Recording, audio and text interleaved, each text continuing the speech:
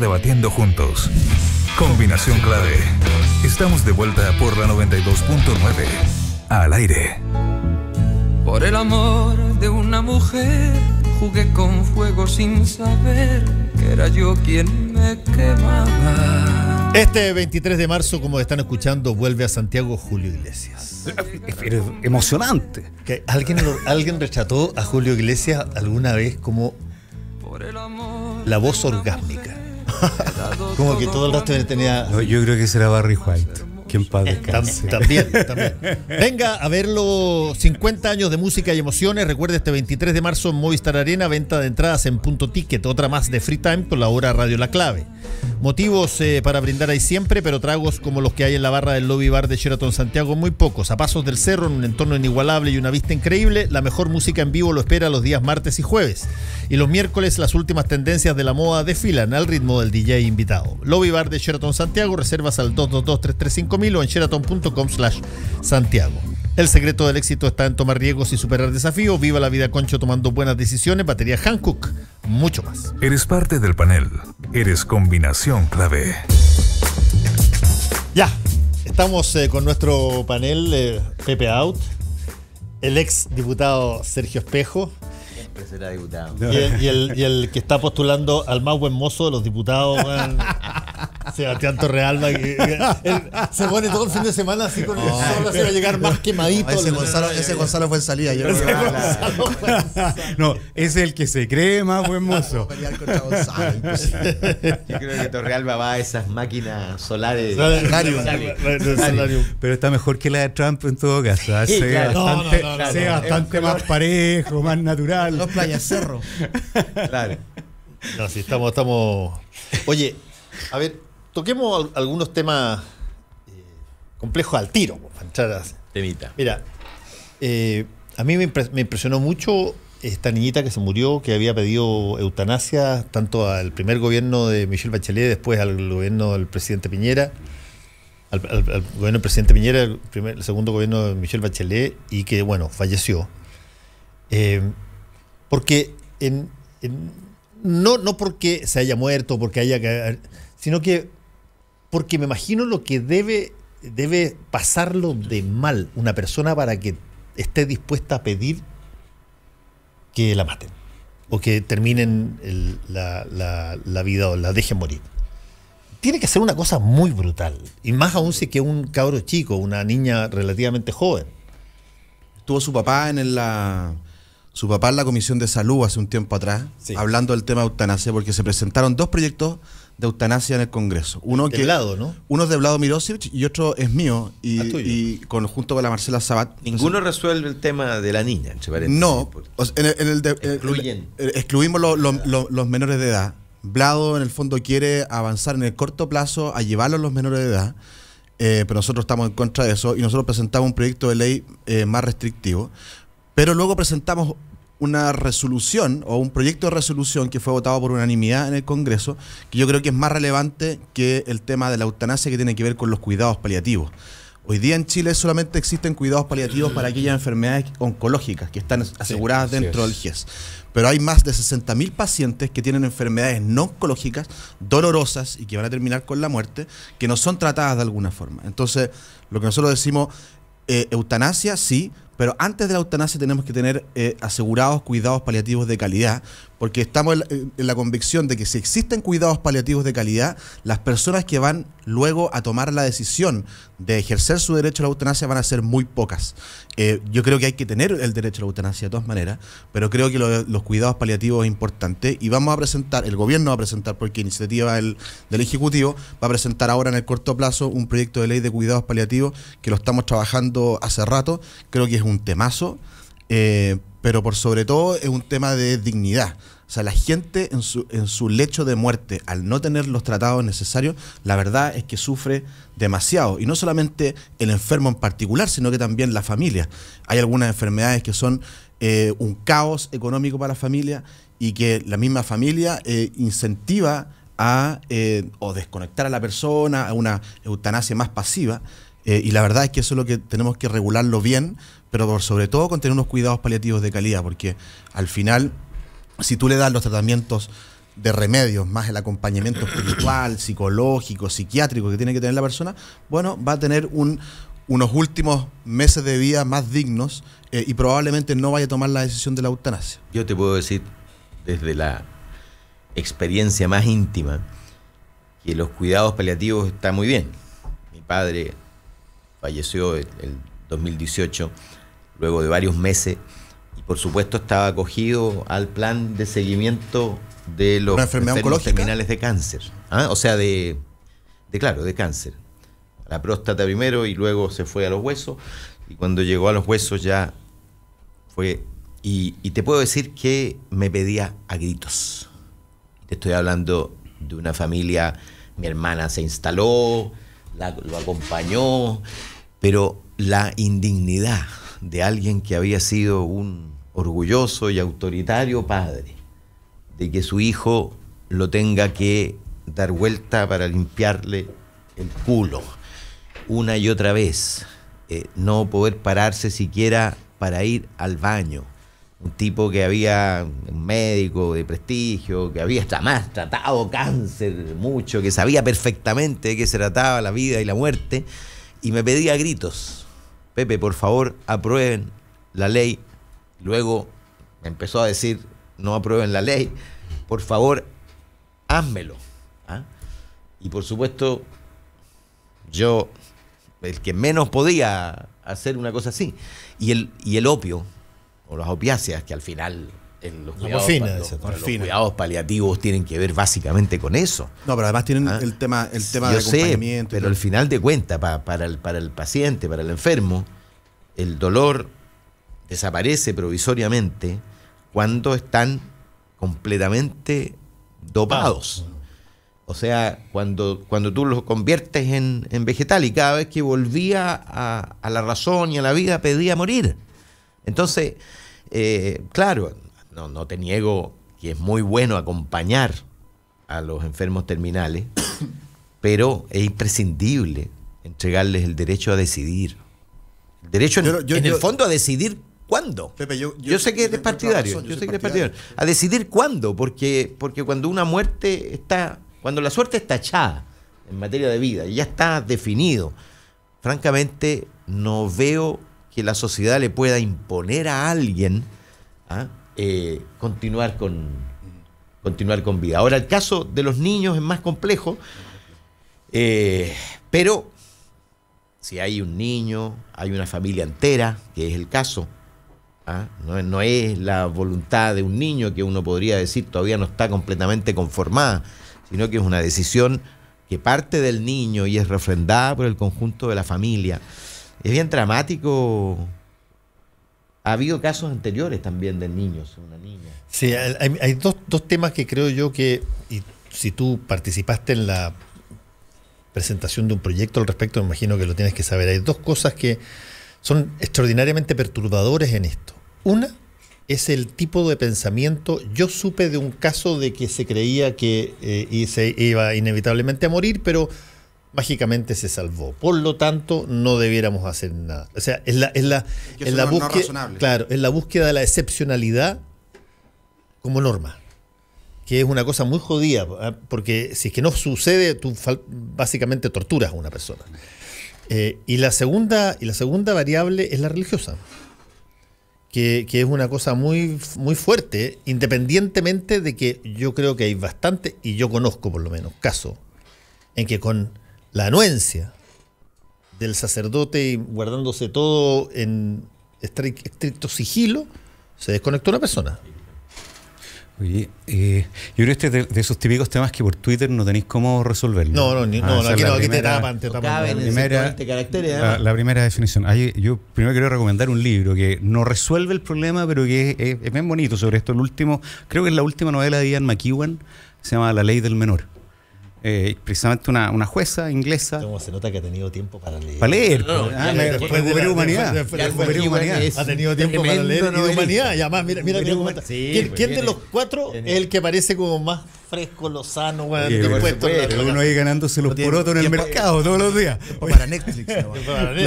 Oye, pero eso es lo primero. Pero lo segundo es, yo en este tipo de temas he tenido una evolución, diría yo, bien marcada, la percibo, la veo.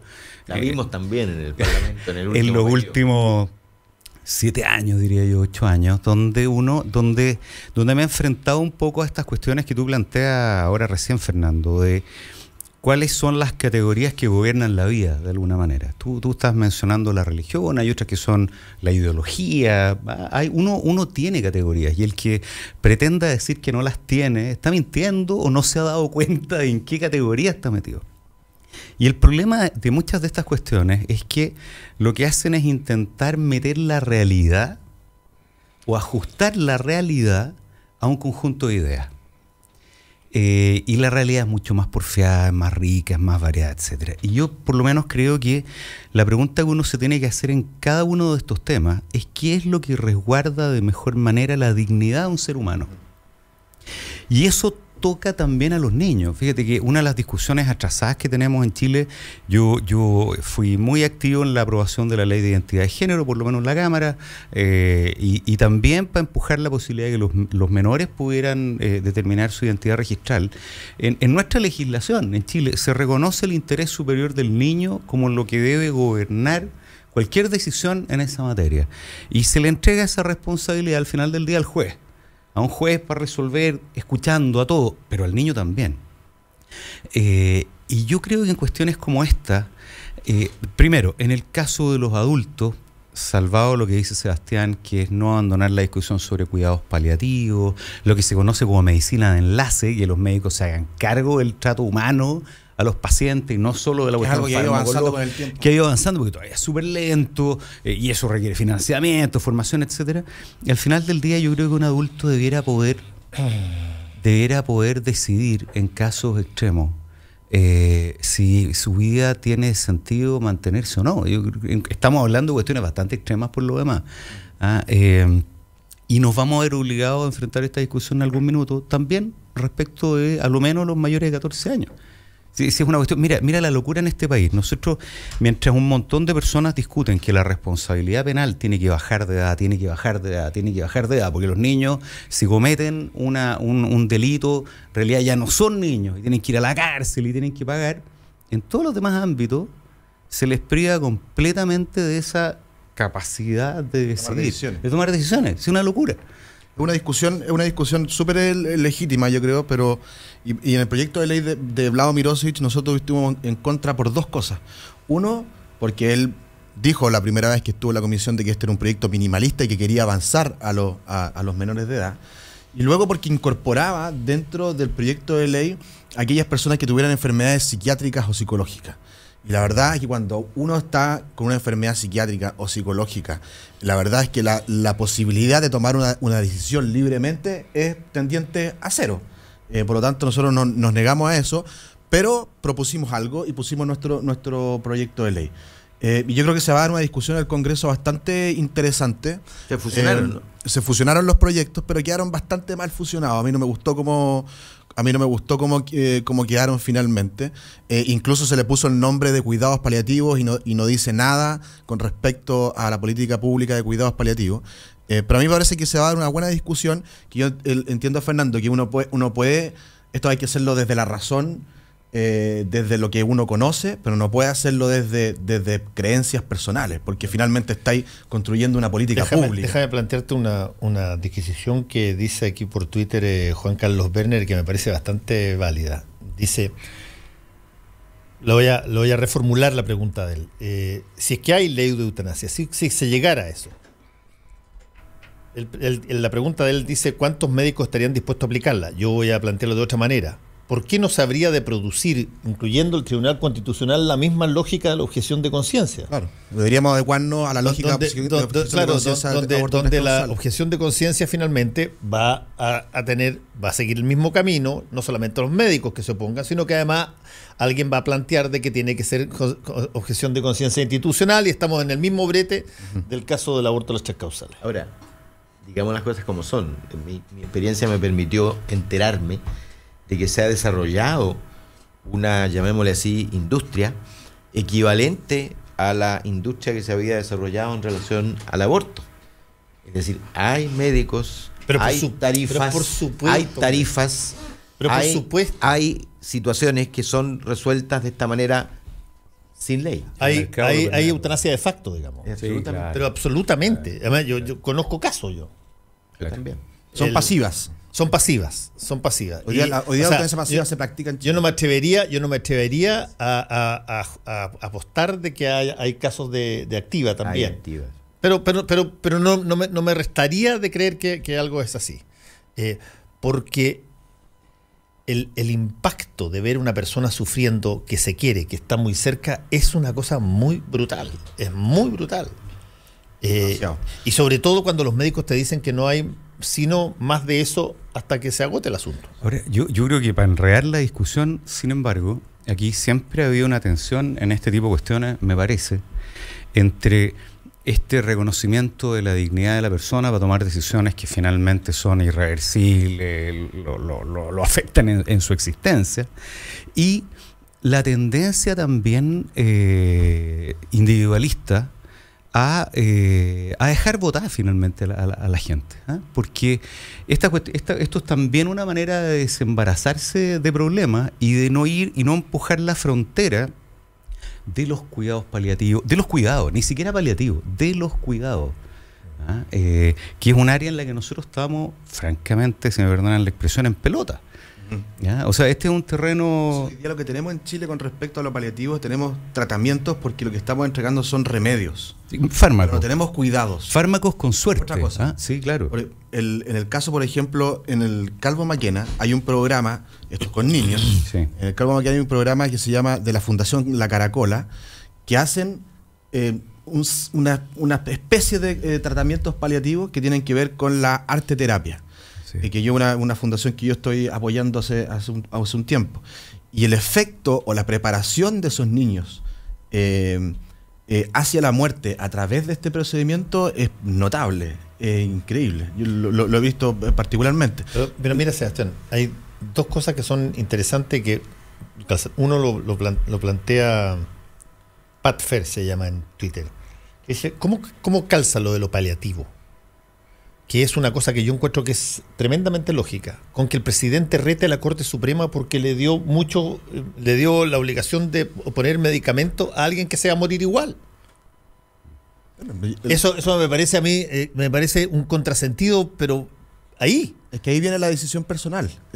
Ahí viene la discusión compleja de que según lo que, de hecho, hace 2 semanas atrás yo hice un seminario con respecto a cuidados paliativos, llegaron 160 personas, doctores, especialistas en temas de cuidados y tratamientos paliativos, y lo que ellos han visto en la realidad es que lo que dicen los datos, es que cuando una persona recibe tratamientos paliativos y cuidados paliativos de calidad, la probabilidad de que tome la opción por la eutanasia es casi tendiente a cero. Eso es la realidad de lo que Pero han demostrado. yo me estoy refiriendo, Sebastián, a otra cosa, que es cuando el presidente de la República se para frente a la Corte Suprema y les dice que ellos son irresponsables porque a personas que se iban a morir igual, tú les obligas a la industria farmacéutica a proveer un medicamento carísimo cuando se van a morir igual. Ese medicamento, el único objetivo que tiene es paliativo. No tiene otro.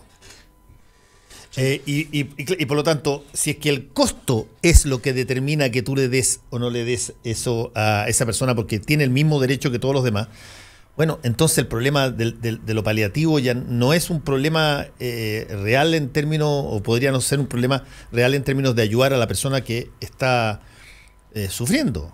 Es un problema de, ok, yo te ayudo siempre y cuando esto no le traiga pérdidas al negocio.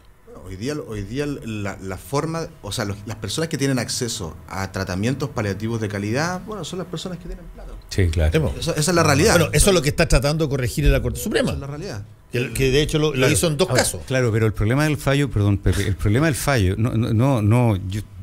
el problema de esta cuestión es no enfrentar la decisión de política pública que hay detrás. Eso. Porque lo De acuerdo. que pasó en Gringolandia ya hace muchos años atrás, y lo hemos visto ahora que Trump está a punto de designar un tercer miembro de la Corte Suprema, una cosa pero impresionante, es que frente a la incapacidad de la arena política de resolver las cuestiones de fondo, estas pasaron a ser una materia a resolverse en la Corte Suprema. Ese es el principal espacio de debate político norteamericano.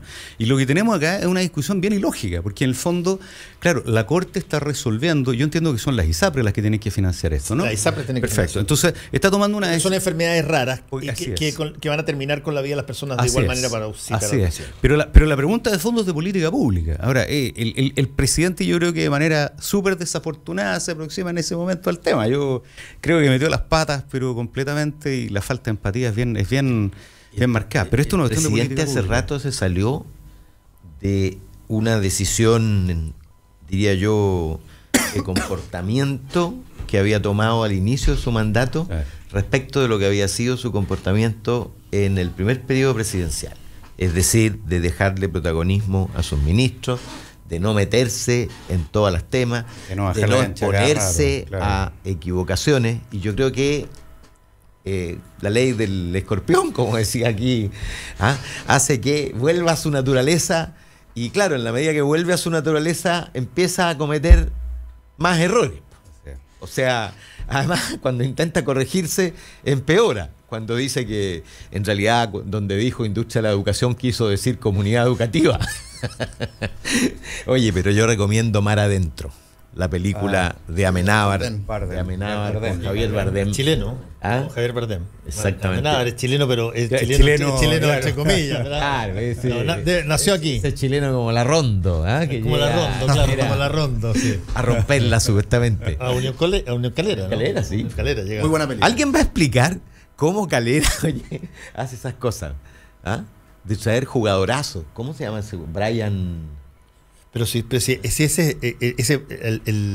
acuérdate que Calera viene hace esta es una disquisición entre la eutanasia y Calera, Sí. porque es exactamente lo contrario. De Calera salen todos más vivos que nunca. Exactamente. Es una disquisición entre los dueños que reciclan jugadores de canteras argentinas, a través de Calera para sacarlos. Y a veces sin siquiera reciclarlos, simplemente los inscriben en Calera y después nunca los juegan por venden. Calera, claro. Después los venden. Increíble. Bueno, ese es el tema. Pero es un gran tema ese. Es un Sebastián, temazo. porque- Es un temazo. Es muy interesante, pero pero uno tiene que hacer un esfuerzo además de dejar, de al tomar una decisión de si apoyar algo o no, de dejar su creencia de lado. Yo creo en Dios y soy católico, pero Pensar en la persona que tiene claro, la hay necesidad. que pensar en las personas. Pero, y ponerse en el lugar. y ¿Qué haría yo si mi hijo, mi mujer, es muy frágil mi padre? también el usar a las personas. ¿Te acuerdas tú un reportaje que hubo en Informe Especial con respecto a la eutanasia de una niña que tenía unos dolores terribles, y que me acuerdo que hubieron algunos del Frente Amplio que la acompañaron y la mamá no quería que la acompañaran? Esa niña al final no tenía una enfermedad biológica, sino que tenía una enfermedad psiquiátrica. Entonces es muy difícil el acercarse personalmente a la situación, porque uno se puede equivocar y a veces meterse en situaciones familiares que no corresponden. Sí, bueno, pero tú tienes razón en eso. Ahora, convengamos una cosa. La certeza médica hoy día está, pero en un nivel de seguridad, no te digo que en el 99,9%, pero un nivel de seguridad altísimo respecto de las posibilidades que tú tienes. Sí. Y eso es una cosa fruto del desarrollo mismo de la especialización médica, digamos. Claro, y por eso a mí me hace mucho sentido esto de los cuidados paliativos, porque la evidencia médica ha demostrado de que con un muy buen una muy buena calidad de cuidados paliativos o tratamientos paliativos, las probabilidades de eutanasia son casi mínimas. Pero eso no quita de que uno tenga que legislar con respecto a ese derecho, que es legítimo que lo pueda tomar cualquier persona. Pero Sebastián, lo que tú dices, déjame analizarlo. Lo que tú Desde el dices, punto de vista científico. sí, concuerdo. Puede ser que los médicos digan eso. Dices tú, con una inversión importante en cuidados paliativos, podemos disminuir incluso a cero la disposición a terminar con sus propias vidas. ¿Y cuál es la ganancia de esa inversión? De que finalmente ¿Cuánto has ganado como política de pública? que finalmente aquellas personas que están sufriendo prolongaron dolor su vida? permanente, 1, 2, 3, 4, tengan un tratamiento y que puedan sobrellevar ese momento de forma digna. Ahora, si esa persona al final del tratamiento dice, ¿sabéis qué, compadre? No doy más. Es muy legítimo que lo haga y tiene que estar Pero el creado ese tratamiento es derecho. paliativo. Sí, ¿Cachai? pero Pepe, ¿Sí? es una pregunta sobre la dignidad de la vida y la dignidad para morir. Yo creo que ese es el, sí, claro. yo creo que ese es el margen. O sea, no es una cuestión No cuantitativa. nace digno y tiene Por que eso, morir digno. Por lo mismo, no es una cuestión de cuántos años incorporo a la vida, sino cuánta dignidad hay mientras estoy vivo y cuánta dignidad tengo en ese Déjame proceso. agregar otra pelusa a esta polvareda, porque una de las cosas que se están discutiendo también, y también en el Congreso, es el estatus y la viabilidad de la cannabis medicinal. En un porcentaje altísimo, pero debe ser, qué sé yo, casi en el 99%, el uso de la cannabis medicinal tiene que ver básicamente con curaciones paliativas. Así es. paliativas. Claro, Así o es. sobrellevar el dolor. O sobrellevar el dolor. Así es. Y sin embargo, hay todavía una cerrazón lógica que, por cierto, esa misma persona entra, el mismo diputado que se opone a la cannabis medicinal, entra al hospital y pone el brazo para que lo pinchen con morfina. La Cámara, no piensa perdona. nunca de que es opio lo que están metiendo. Para que la gente se informe, la Cámara votó A favor. favorablemente por amplia mayoría. Sí, ahora tiene que ver en el Senado. Dado el oficialismo y está ahora viéndose en el Senado. No, ¿no? Yo lo rechacé, pero rechacé por una cuestión práctica, porque el proyecto de ley estaba muy mal hecho. Porque lo que se permitía era que que a través de una receta de un doctor tú pudieras cultivar marihuana en tu casa y tú mismo producir los derivados de la cannabis. Autocultivo. Entonces, pero era una liviandad tremenda, porque finalmente, y es lo mismo que pasó en California, tenían la posibilidad de tener autocultivo en la casa para lo mismo, pero finalmente se la terminaban fumando. Eso es la realidad. No es así. Entonces, Sebastián, lo que te quiero decir, yo conozco bien el Sí, caso claro. en Chile y en Estados Unidos. te entregaban una receta para poder consumir marihuana, ¿cierto? En California. No. Así era. No, en el caso de la cannabis medicinal, porque los gringos separaron muy rápidamente lo medicinal de lo recreacional, al tiro. Y han tenido legislaciones para aprobar ambas y les ha ido de distintas formas de acuerdo al Estado. Ha tenido más éxito la medicinal. En Colorado, la recreacional, este problema se zanjó, en otros no. Acá todo el problema es la cannabis medicinal. No existe ni siquiera, pero por asomo, la cosa. Y está hecho el alto cultivo para producir el ingrediente que no se fuma. No lo obtienes por Los derivados el de la fumado. cannabis. Son los derivados medicinales de la cannabis, que la alternativa es que se la compre a una cadena farmacéutica. o lo compras a una cadena farmacéutica que te cobra 160 veces el valor de la cannabis medicinal chilena, del cannabiol que acaba de salir, o tienes que ir a conseguirte la semilla o se las compráis, las semillas se venden en cualquier parte. o te engañan creyendo que si te fumáis 2 pitos se te va a pasar el problema. Pero el autocultivo tenía que ver con el producto final, está asociado al producto final, y el producto final es el medicamento. El producto final no es el cogollo, No es el pito. no es el pito. Es que ahí el problema que hay, Fernando, es que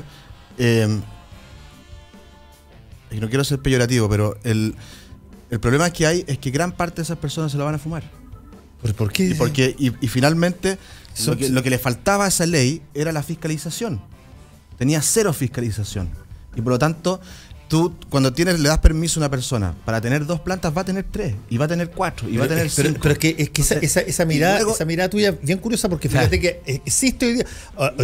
Lo otro tenía que ver con que los doctores se entregaran recetas para que las personas pudieran tener plantas en su casa. Y tenemos problemas con las licencias médicas hace rato, y con esto, ¿por qué no podríamos tener problemas? Entonces está mal hecha. Y por eso por yo la no lo posibilidad de tener problemas, tú no vas a hacer no está una resuelta ley la fiscalización. por la posibilidad de que se viole una ley.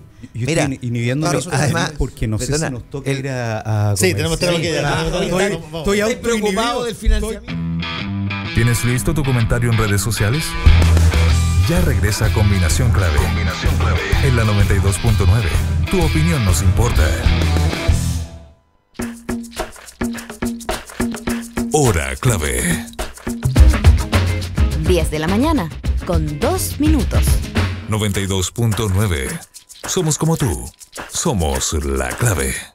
Motivos para brindar hay siempre, pero tragos como los nuestros solo en la barra del Lobby Bar de Sheraton Santiago. A pasos del cerro, en un entorno inigualable y una vista increíble, la mejor música en vivo te espera los días martes y jueves. Y los miércoles las últimas tendencias de la moda desfilan al ritmo del DJ invitado. Lobby Bar de Sheraton Santiago. Reservas al 222-33-5000 o en sheraton.com/Santiago. En el corazón de Providencia y a pasos del metro, Hotel Nogales and Convention Center. Un servicio de primer nivel con estacionamiento, Wi-Fi y desayuno incluido. En Hotel Nogales ponemos a su disposición nuestro centro de eventos con salones con capacidad hasta 400 personas. Reserve su estadía en hotelnogales.cl o a nuestro teléfono 223-356958. Hotelnogales.cl. Lo hacemos simple para usted. Atento. Ya está de vuelta tu programa de actualidad y debate más entretenido. Tu opinión nos importa, así es que toma tu lugar en el panel en @Radio La Clave y comenta. Es tu combinación clave.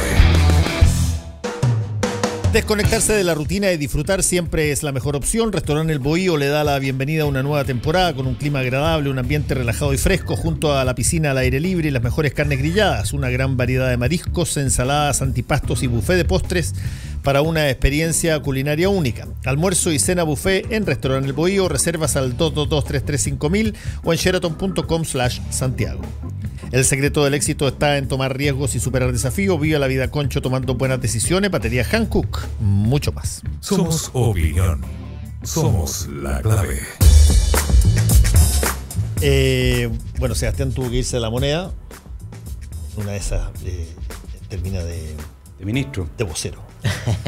Y antes de pasar a una cuestión interesante, que imagino que el tema sí, no, yo tengo que preguntarle a Pepe cómo fue su semana. Sí. Déjame hacer una sola referencia. El number ese hay que verlo. Déjame hacer un solo punto fome antes de pasar al hit de la semana, aprovechando que vamos a decirle ahora el diputado out. El diputado que ya, que es el siguiente, que a propósito de la discusión que veníamos teniendo, uno suele decir, y yo creo que erróneamente, que hay que legislar dejando las propias convicciones afuera de la mesa, dejando la propia fe. Yo creo que es un error, a uno lo elige. Que más que es difícil. O sea, primero es imposible. Eso es como decir, oye, mira, yo voto como chuncho y hago como chuncho todo en la vida. ¿Qué voy a hacer? No voy a cambiar eso en ningún momento. Entonces, y esa es la cuestión, creo yo, potente. Primero, la gente te elige sabiendo, uno espera, quién es la persona por la que votan. Cada vez menos quizás, pero se elige a una persona determinada con determinadas ideas que sostiene determinadas creencias, en fin.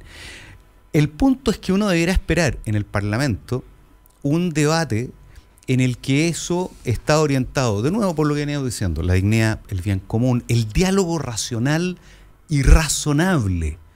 Yo creo que esa es la potencia que uno pierde. Pero quería hacer el punto nomás porque me parece que uno mete las patas y dice, para legislar o para tomar decisiones, hay que dejar lo que uno cree afuera. Y entonces, ¿cómo lo así? Pero es bueno el ejemplo, fíjate, de la ley de identidad de género. Sí, claro. Que la vivimos nosotros. Así es. Se siente tu ausencia, entre paréntesis. Porque fíjate que la cantidad de diputados que había favorables al comienzo de la ley fue muy inferior a la cantidad de diputados que hubo al final del trámite de la ley. ¿Y sabes qué hizo cambiar? ¿Qué hizo que se fueran abonando? ¿Sabes qué hizo cambiar a muchos diputados? Los testimonios directos de las experiencias de las personas. Sí. Yo creo que puede pasar lo mismo con el terapéutico de la marihuana, en fin, pasó de hecho. Bueno, de la cannabis medicinal en gran medida. Pasó en la Cámara lo mismo por ellos.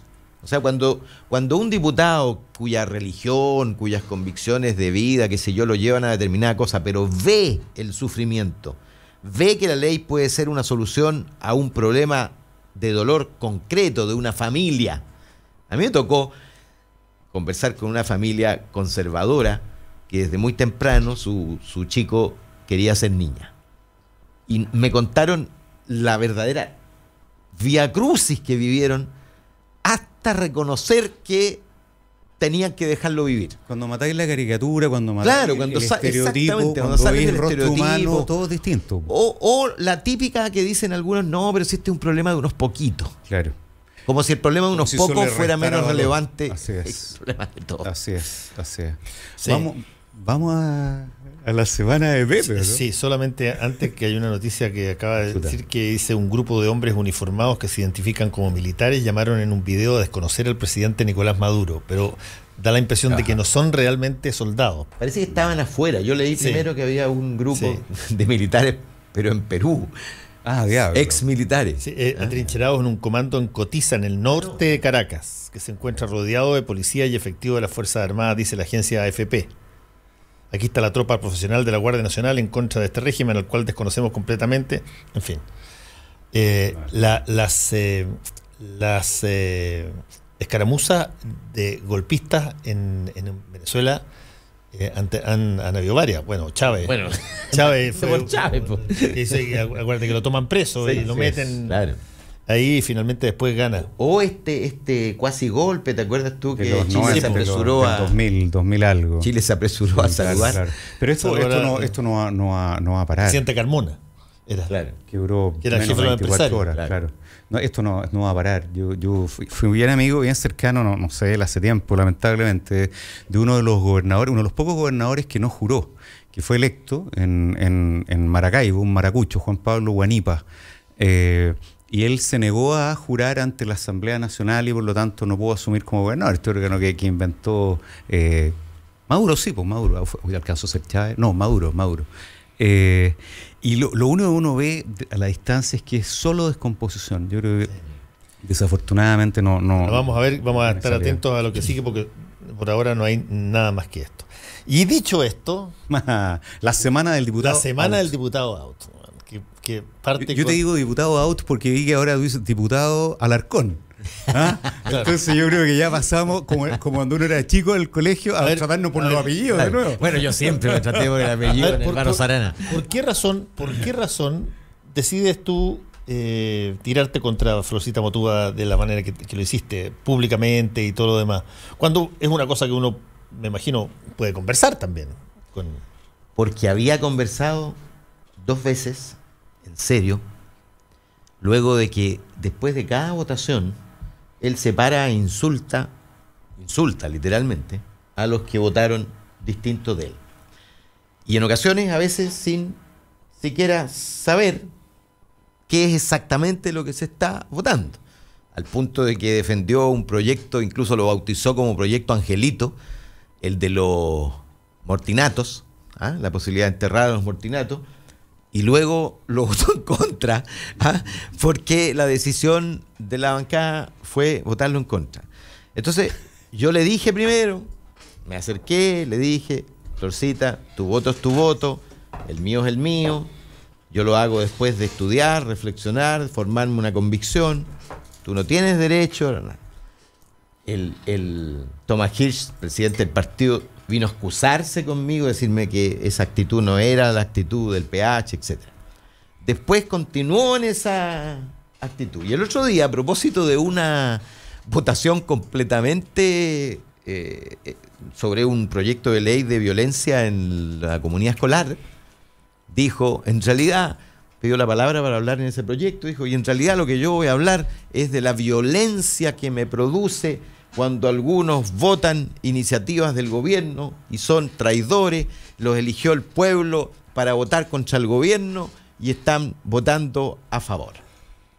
Y yo por eso hice uso al día siguiente del artículo 33 que permite el reglamento, que es hacer uso 5 minutos de réplica y por supuesto la dirigía a Florcita Alarcón, pero en realidad mi destinatario era el conjunto del Frente Amplio, porque de alguna manera les dice, yo les tengo mucha estima y tengo mucho diálogo con varios de ellos y tengo en verdad esperanzas cifradas en que ellos pueden constituir una generación de una izquierda que afronte los problemas del futuro con creatividad, imaginación y unidad.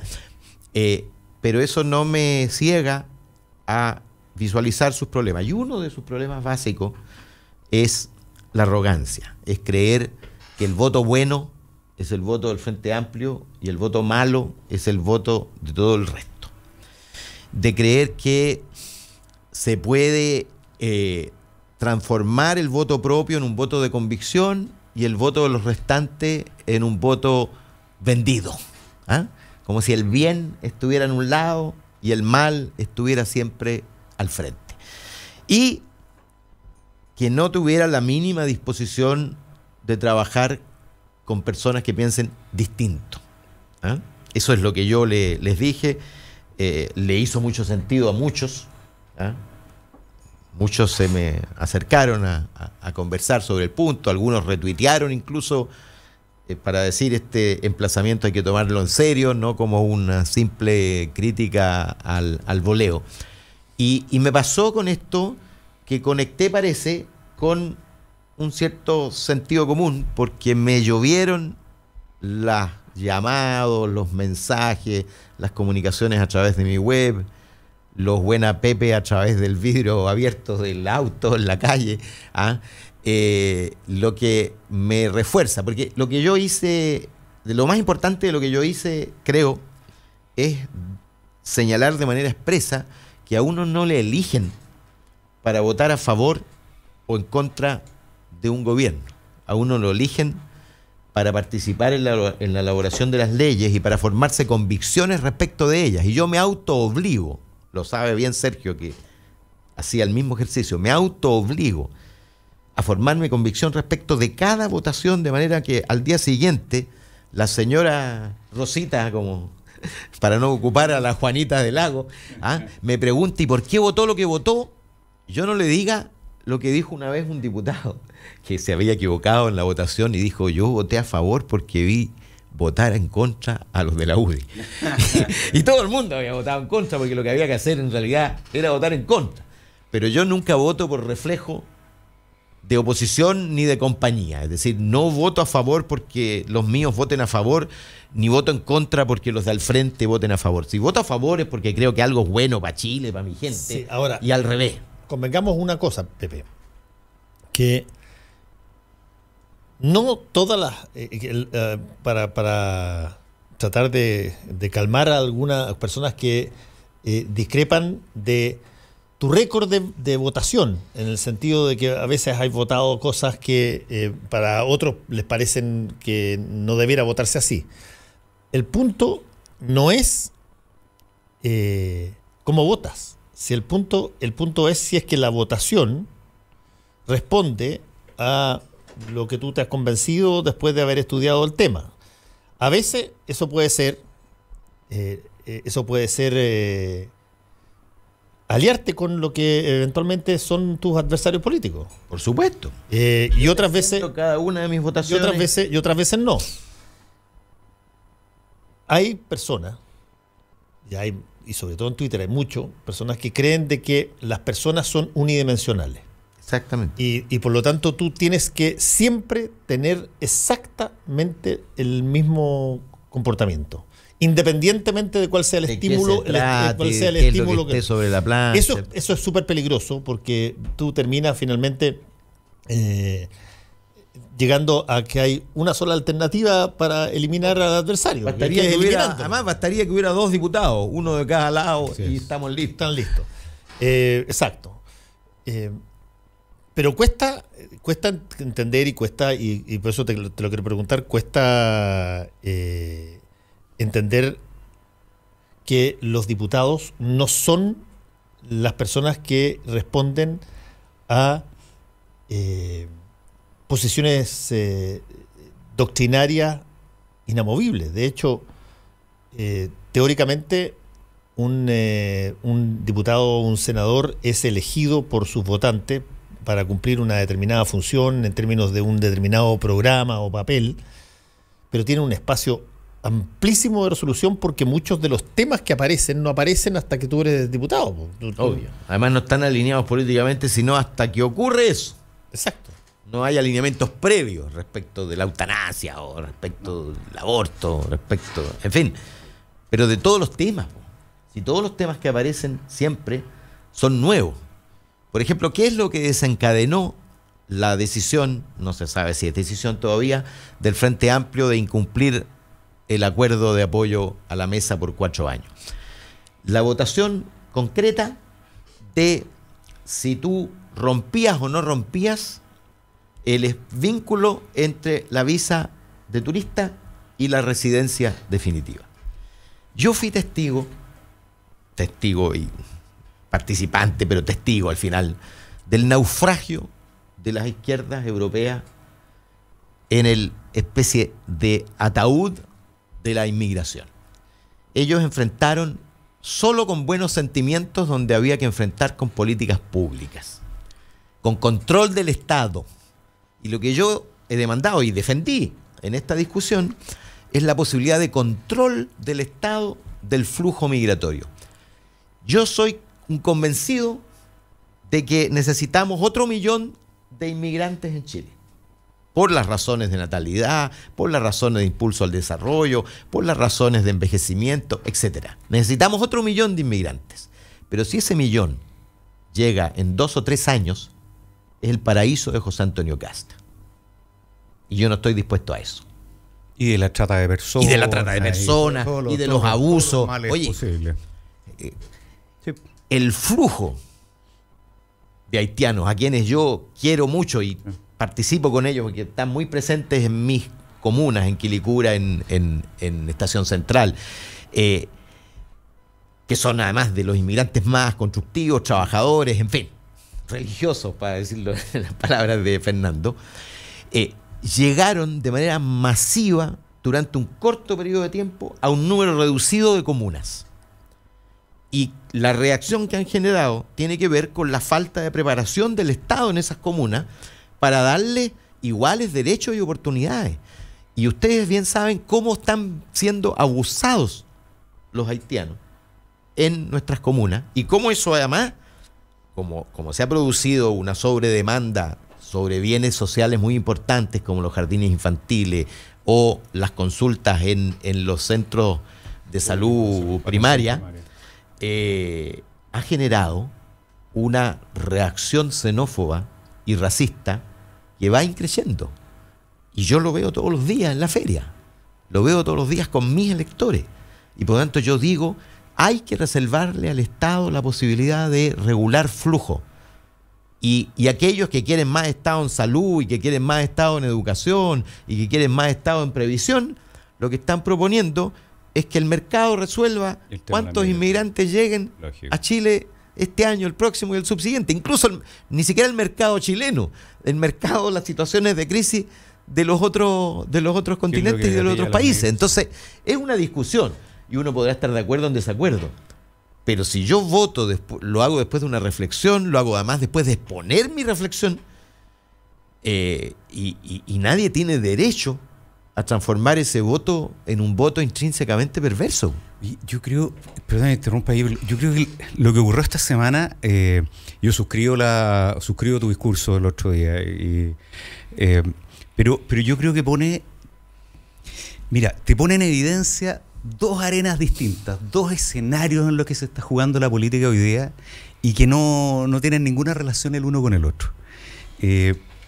Tú le respondiste al diputado Alarcón, a Florcita Alarcón, en el escenario de la política parlamentaria como uno la entendió históricamente, que es un lugar en el cual se discute, se tiran los tinteros por la cabeza, se negocia, se construyen acuerdos, hay discrepancias, pero es un escenario donde el discurso busca instalar no solo una posición, sino que además construir algo. Tú terminas negociando. El diputado Alarcón y otros, pero que así están operando las cosas, es así nomás, se mueven más en la otra arena. La arena de las redes sociales, la arena del mensaje rápido que capta atención, del mensaje que es seguido por quien quiere escuchar lo que el otro está diciendo, independientemente de lo que diga, y que es un escenario que termina exclusivamente afirmando posiciones, nada más. Siempre terminas afirmando lo tuyo. Yo francamente miro para adelante y reconozco con harta humildad que no soy capaz de imaginarme, no soy capaz de avisorar cómo con la fuerza que tienen las redes sociales, con la potencia que tiene el mensaje corto en este mundo, con el grado de desconfianza que existe hacia cualquier persona que esté revestida de una cierta imagen de autoridad, con la desconfianza, por lo tanto, que haya cualquier acuerdo entre quienes piensan distinto. ¿Cómo construyes o dónde construyes la posibilidad de un diálogo con posiciones, firme, con fuerza, pero razonado, que permita sacar adelante algo? Francamente, bueno, no. O sea, si el Parlamento deja de ser espacio para eso, ya no tiene ninguna utilidad. Pero es que el Parlamento... sí, de acuerdo. Ahora, tú convendrás conmigo en que desafortunadamente incluso muchas de las prácticas formales, de la forma en que está diseñado el mismo trabajo parlamentario, impiden que estas cosas dialoguen. O sea, nosotros vivimos... Yo recuerdo que Pepe usaba mucho el tiempo de sala para preparar sus intervenciones y tratar de estar presente en la sala. Pero tú sabes que en la sala, la verdad es que pocas cosas ocurren. Lo que la gente ve es el hemiciclo vacío, no hay parlamentarios adentro, pero tampoco está pasando nada muy significativo habitualmente. Los tiempos de duración de las discusiones. 9 meses tomó el proyecto de ley que mejoraba las subvenciones miserablemente de los organismos colaboradores del Sename. 3 semanas arreglarle el impuesto a los camioneros, como le leía a alguien por ahí. Claro. Entonces, la verdad es que tenemos una dificultad institucional grande. Pero bueno, yo retrocedo un paso solamente para decir, yo veo 2 arenas o dos escenarios en lo que se está construyendo el discurso público. Y el gobierno en estos días, una vez más enfrentado a la dificultad, escoge el escenario corto, el del mensaje rápido, la admisión justa, arrancando el problema de la Araucanía probablemente y otros. No es un buen pronóstico, digamos. Sí, pero mira, hay ciertas cosas que son atávicas en términos de lo que se cree. Por ejemplo, se dice que hay que usar mucho más el sentido común, que el sentido común es una cosa. Yo soy el menos común de los sentidos. Yo soy total y absolutamente enemigo del sentido común, en términos, si tú quieres... Hay que ir siempre más allá del sentido común. Si es que el sentido común fuera lo que habría que seguir, no se hubiese progresado nada, de nada. ¿Común para qué? Perdona, no estoy siguiendo, me perdí. Estoy hablando de 2 cosas. Una es que se definen, hay veces que se definen determinadas realidades sobre la base de una pseudo verdad estática. Esto es obvio. Por ejemplo, el sentido común es lo más importante, qué sé yo. Cuando todo se te complique, acude al sentido común. Si por el sentido común es evidente que es el sol el que gira en torno a la Tierra. Por supuesto. El sentido común ha sido... Es decir, todo el progreso humano va contra el sentido común. Se ha hecho desafiando el sentido común. Y investigando cosas que desafían el sentido común. En el caso de la política hay un pensamiento un poco así, que tú tienes que tener posiciones que no mutan jamás. Y se usa una palabra que yo encuentro que esa palabra es perniciosísima en materia de la política, que es la consecuencia.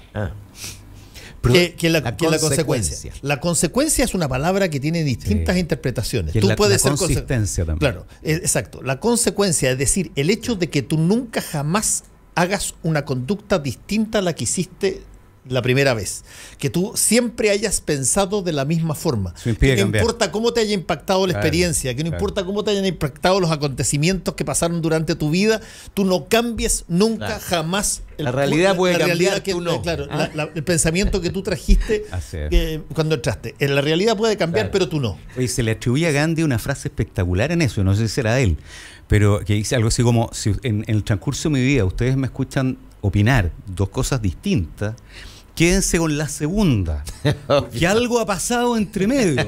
He recorrido, he aprendido. A mí me parece de perogrullo, pero cuesta. Claro, pero piensan toda la presión. Efectivamente, entre las bancadas que están tratando de mantener alguna alineación, porque si tú desalineas, pierdes poder. O sea, el poder el peso específico de los partidos en la Cámara está dado, de las fuerzas políticas, está dado por la capacidad de mover tus huestes cuando hay que votar de una determinada manera. Ese es el peso específico. Entonces, tú tienes fuerzas acá, pero por otro lado, en un sistema que ya no es binominal, sino que es proporcional, lo que tú necesitas es que las personas se expresen para poder representar electorados diversos. Entonces, tienes dos fuerzas que no además convengamos una cosa, que eso yo lo tengo que reconocer.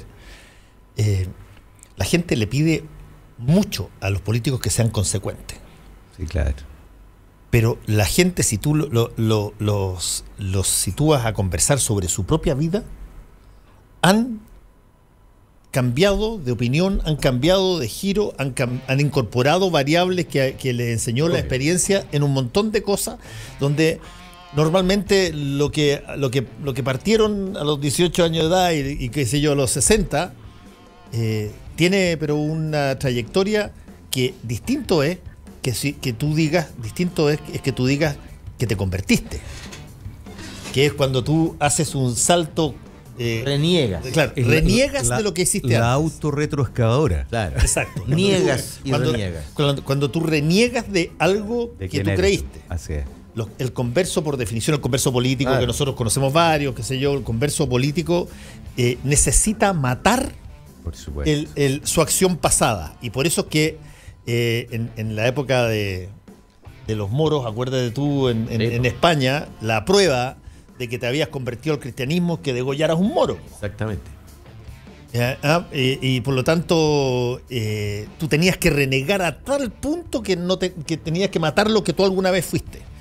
En el caso de la política pasa un poco así. El converso por renegación es la persona más artera en contra de eso, más incluso que los opositores políticos tradicionales. No hay peor astilla, tiempo es tiempo. no hay Desde peor Eudosio astilla que la del Ramírez, propio ¿cómo se palo, llama dicen, ¿no? Desde los renegados de los años 30 en adelante.